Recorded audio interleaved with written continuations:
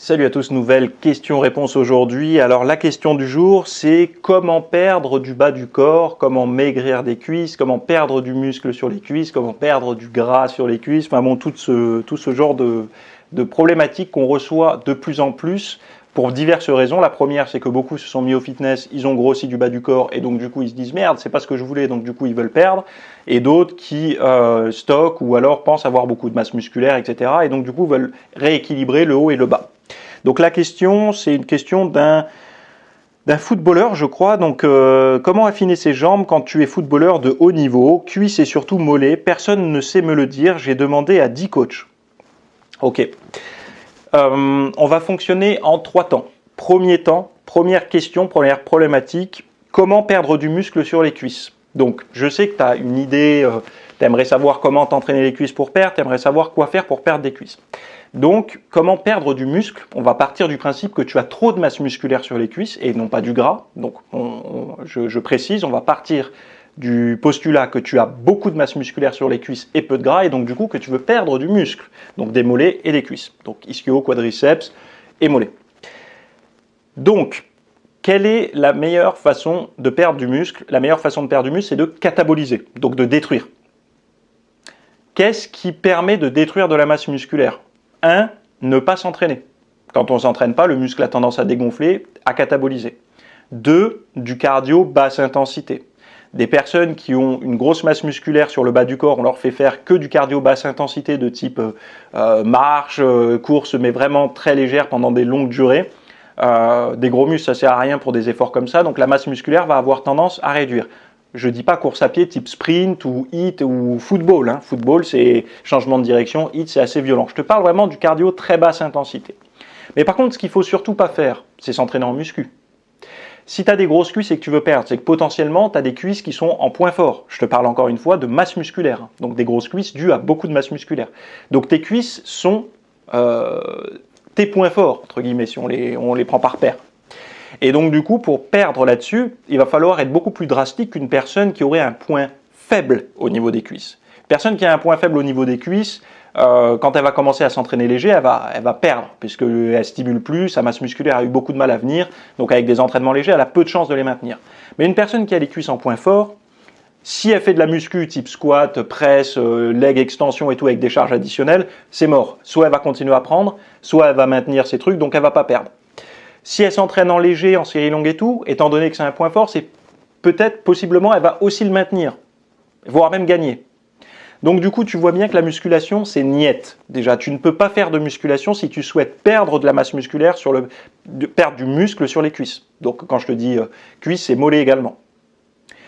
Ensuite, il y a des personnes aussi qui pourraient se dire que c'est dû, depuis qu'ils font du spinning par exemple, tu sais, le vélo un peu rapide, les cours de spinning, elles ont pris des cuisses. Encore une fois, c'est que leurs cuisses sont potentiellement un point fort et que même ce genre d'effort de type haute intensité leur fait prendre des cuisses. Donc du coup, il faut abandonner aussi tous les efforts qui sont de haute intensité pour le bas du corps.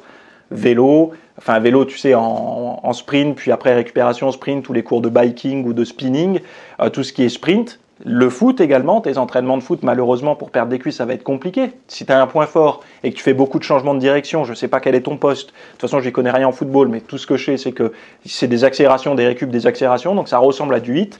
Tout ce qui est sous forme de sprint et tout, il faut oublier. Donc voilà pour cataboliser ce qu'il faut faire. Après, il y a une partie diététique aussi, mais c'est pas tout. Ça ne veut pas dire que si tu manges trop de protéines, tu vas maintenir ton muscle, mais il aura beaucoup plus de chances de se barrer si tu réduis un petit peu ton apport calorique et ton apport protéique. Voilà pour la première partie qui est la partie perte de masse musculaire. Deuxième partie, comment perdre du gras sur les cuisses ou sur le bas du corps. Il est possible aussi que tu aies du gras sur le bas du corps. Énormément de personnes qui m'ont dit j'ai des trop grosses cuisses et je veux perdre, ça n'était pas de la masse musculaire. Ils n'avaient pas les cuisses de Ronnie Coleman ou de Jay Cutler en fin de sèche. Hein. C'était des personnes qui avaient des grosses cuisses, ok habillées, mais si je les faisais sécher, je peux vous garantir qu'il ne resterait pas grand chose. Il resterait du galbe, il resterait de la cuisse, mais il ne resterait pas un volume comme elles ont maintenant. Donc du coup, pour perdre du gras sur le bas du corps, comment on fait? La première chose à faire, c'est déjà d'entraîner le bas du corps avec des exercices qui ne vont pas trop stimuler l'hypertrophie, mais qui viennent mobiliser les muscles. Donc potentiellement, encore une fois, comme le cas précédent, ça va être plutôt des efforts, longues répétitions, etc. Parce que vous pouvez avoir beaucoup de gras sur les cuisses sans que vos cuisses soient des points forts en termes de masse musculaire.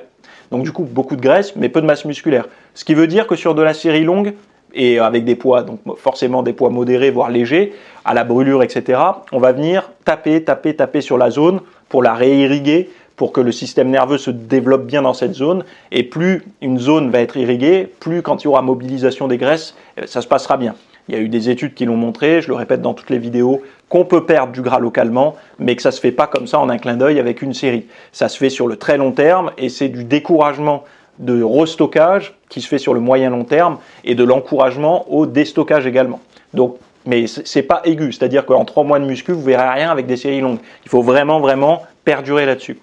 Donc, faire plutôt des efforts modérés, mais sur des longues périodes pour mobiliser les zones, surtout être au régime, parce que sans régime, c'est mort, hein, il n'y aura pas de perte de graisse, mais surtout réussir à comprendre que des cuisses volumineuses, donc beaucoup de masse musculaire sur le bas du corps, ça se voit par des cuisses ultra dessinées, striées, veineuses, etc. Si ce n'est pas votre cas, c'est que vous avez du gras. Il n'y a pas à chercher, c'est comme ça.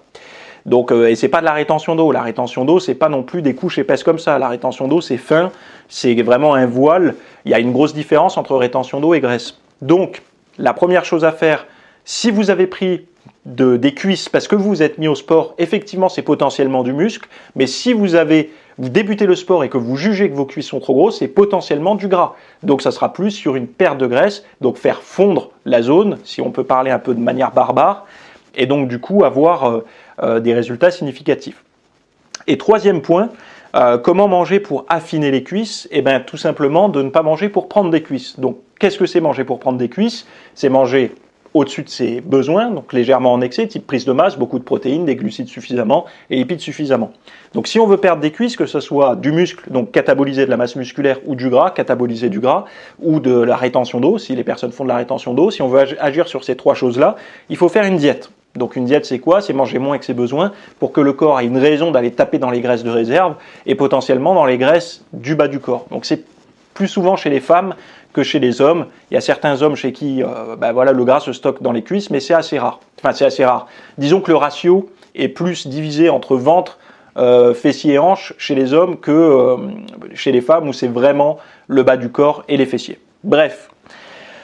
Donc il va falloir faire une diète restrictive, donc hypocalorique, et donc du coup réduire les sources d'énergie. Donc il y a des personnes qui vont très bien réagir à réduire les glucides, comme moi par exemple. En réduisant les glucides, je vais perdre de la rétention d'eau, je vais perdre aussi le stockage du glycogène dans mes muscles, évidemment, parce que si on consomme peu de glucides, on ne resynthétise pas tout le glycogène. Donc s'il n'y a pas de glycogène, il y a moins d'eau, puisque le glycogène a besoin d'eau. Donc je crois 1 gramme de glycogène, 2,7 ou 3 grammes d'eau. Donc forcément moins de glycogène, moins d'eau, moins de volume, moins de rétention d'eau intramusculaire. Ensuite, il y a également la perte de graisse qui se passera mieux, puisque si on a moins de glucides, forcément on a moins d'énergie, donc le corps aura une raison d'aller trouver des réserves d'énergie là où il les a stockées.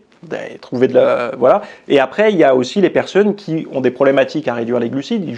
Pour eux, ça ne pose pas réellement de problème, les glucides. Je demande des personnes en surpoids chez qui les glucides, quand on les réduit, ne les font pas perdre du poids. C'est relativement rare. En fait, souvent, ce sont des personnes qui vont réduire fortement les graisses en conservant des glucides, mais ils vont avoir un total calorique bas. Et ça sera pas forcément dû à la réduction des graisses, ça va être la réduction totale calorique. Ce qui se passe aussi quand on réduit les glucides, hein, je suis d'accord, on ne peut pas être en excès calorique et perdre du poids. Il y a un moment donné, il y a un paradoxe, c'est pas possible. Mais c'est vrai que moi personnellement et pour beaucoup de personnes que j'ai aidées, c'est vrai que la réduction des glucides et la qualité des glucides a vraiment changé. Donc, je ne sais plus comment tu t'appelles, mais jeune footballeur de haut niveau, si tu veux perdre des cuisses, il faut arrêter de s'entraîner lourd dessus et aussi tous les efforts de haute intensité type course à pied, sprint, vélo, enfin tous ces trucs-là. Il faut plutôt privilégier du cardio basse intensité sur de longues périodes pour cataboliser en fait, de réduire ta diète pour également cataboliser et voilà, tu continues à entraîner le haut du corps, ça y a pas de problème, mais le bas du corps, faut vraiment y aller léger. Donc voilà, je sais pas pourquoi tu as demandé à 10 coachs, ils n'ont pas su te répondre, mais si tu veux perdre du muscle, faut cataboliser. Pour cataboliser, je viens de t'expliquer comment il faut faire. Donc voilà, après, au niveau de la diététique, je sais que beaucoup de personnes disent « Ouais, mais comment faut manger exactement et tout ?» Allez voir sur mon site, ou peut-être que Cyril mettra le lien. Cyril, si tu peux le faire, ce serait cool. Il y a quelque chose que j'ai écrit il y a quelques temps qui s'appelle la diète de 6 semaines pour perdre du gras, donc ça s'appelle Shred.